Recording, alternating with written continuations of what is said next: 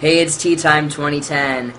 This is weeks 57, 58, 59! I know that I've kind of been a punk and I haven't done videos in a long time now. And I feel so bad for saying this, but I really have been busy. I worked 46 hours last week. There's been a lot going on. I'm about to move again, so yeah. So anyway, I'm back. And so we'll start right up with week 57 where I left off. Swimming. Swimming, let's see, pre-top surgery, swimming was a nightmare. I loved to swim. It's one of my favorite things to do. When I was growing up, I lived in a place where there was a lot of creeks and rivers and lakes and stuff like that. And so floating and swimming with my friends was like a big part of growing up. And then in my teenage years we got a boat, and so we always used to go like boating and tubing and skiing and things like that. So I've always been really into it.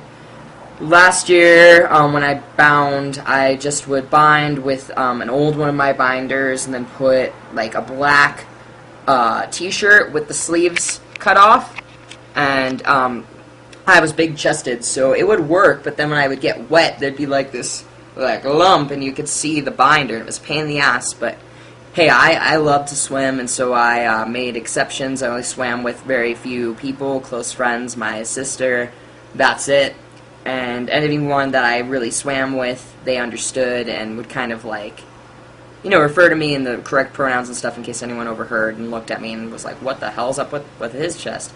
But yeah, so after top surgery, I haven't gone swimming yet, but I know that I can't expose my scars to the sun for a while. So it'll probably be next summer that I can go swimming without a shirt, assuming that I heal really well. But it's going to be exciting to swim with an A-shirt on, even.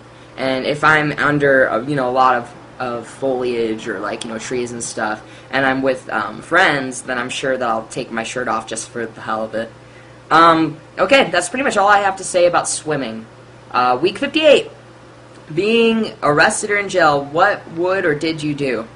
I have not been arrested since transitioning, but I've heard that you have to, if you're pre-bottom surgery, or if you don't want to get it, or whatever, you have to go in the women's cell. And, I mean, not to be gender binary specific, or, gender normative, but I would think that being in the women's cell would be better. I wouldn't be happy, but, I mean, it would be better than,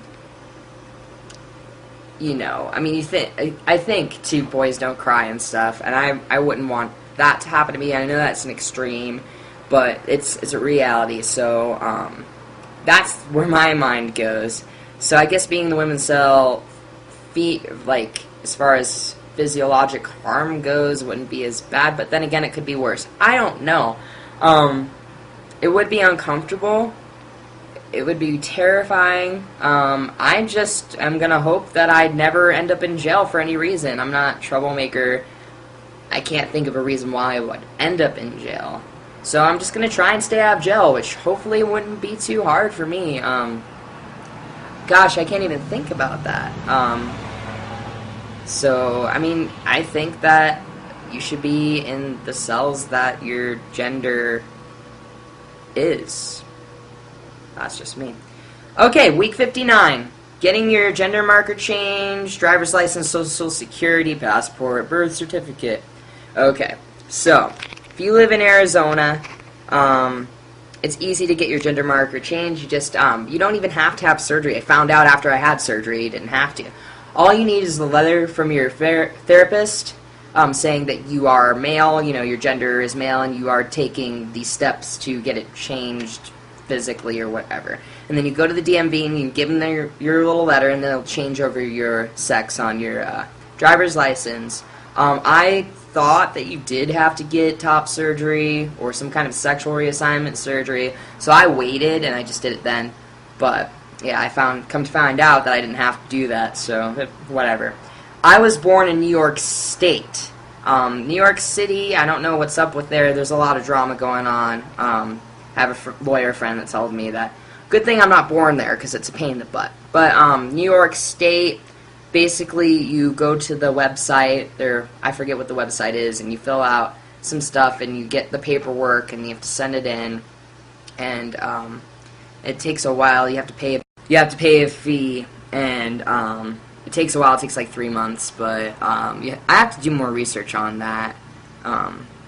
So yeah, basically my advice to you is Social Security, if you're concerned about insurance or anything else, as long as you get your gender marker changed with Social Security, you're like golden, because even though if you have your name legally changed, it doesn't matter, it'll still say female or whatever on their gender, even though there's no mark for it on your Social Security card.